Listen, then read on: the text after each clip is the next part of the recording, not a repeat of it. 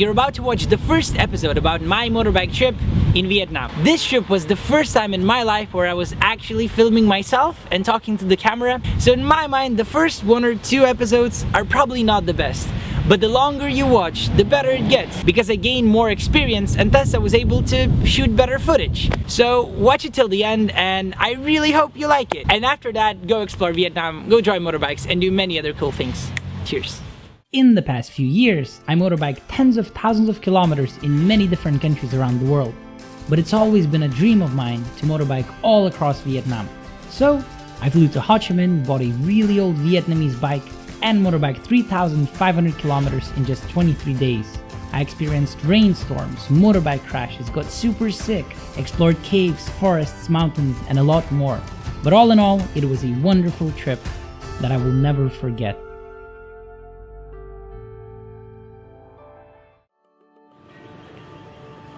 The very first day, my motorbike simply wouldn't start. So I went to a repair shop, got my bike fixed for about $3, and finally began the trip. If this motorbike works, it does, thank you.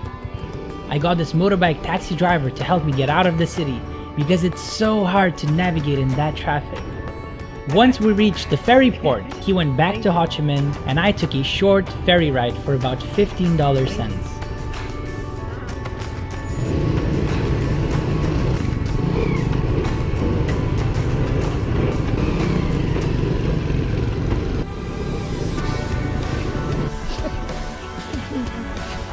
Thank you, bye-bye.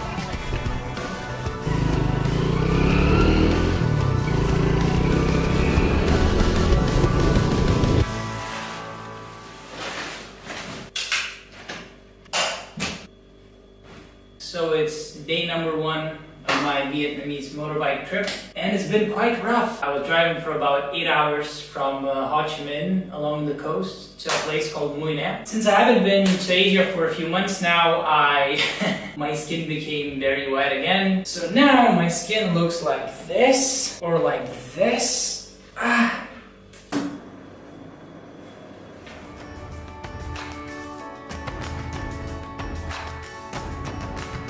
Next morning I met this really nice French couple who had also started motorbiking in Ho Chi Minh. So all of us had breakfast and decided to motorbike together for at least a few hours. And just for the record, they ate all of my baguettes, which made me super angry.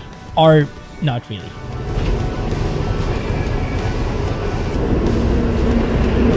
Okay, thank you.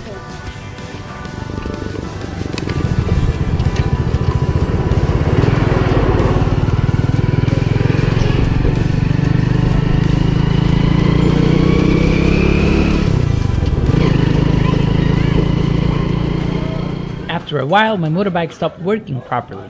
So we went to a nearby repair shop and got the problem fixed. Look at the sand inside.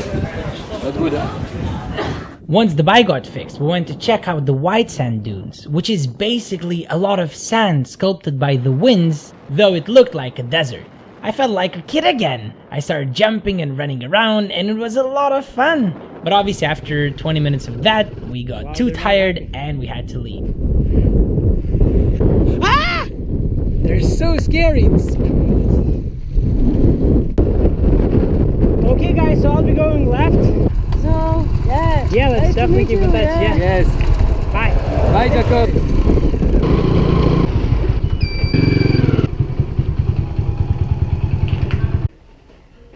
Okay.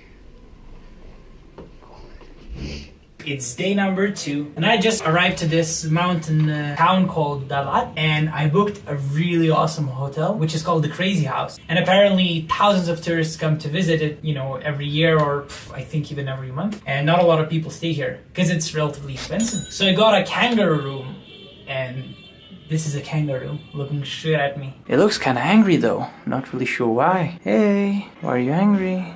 Okay, she's not responding.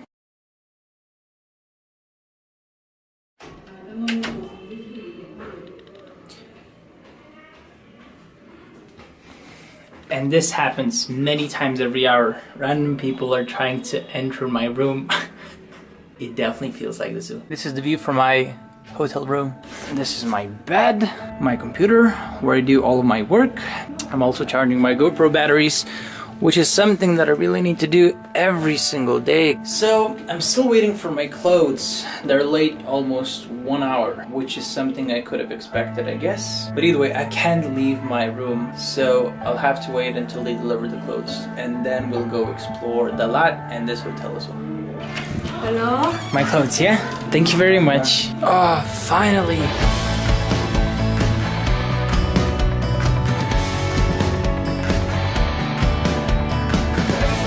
There's so many tourists here.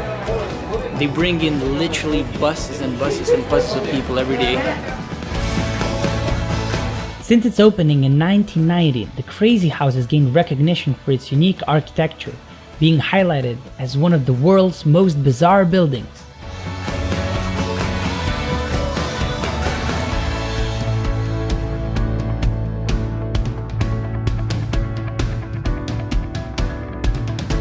The Dalat area is famous for its waterfalls. I visited 3 or 4, but the most interesting were the Pangur waterfalls.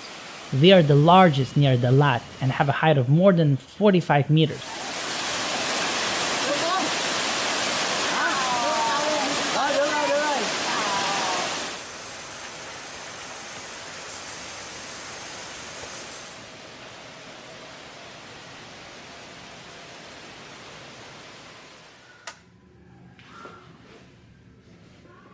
Initially, I wanted to relax today and only do a little bit of sightseeing, but it turned out the first waterfall was like 55 kilometers away from this hotel. So I ended up going for 6 hours straight. So yeah, I didn't really relax or chill that much, but I guess it's fine. So yeah, as always, I'm gonna go shower, do some work, have dinner.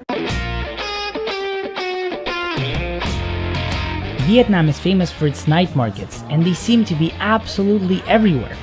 This was the first one that I visited, and the food there was so good.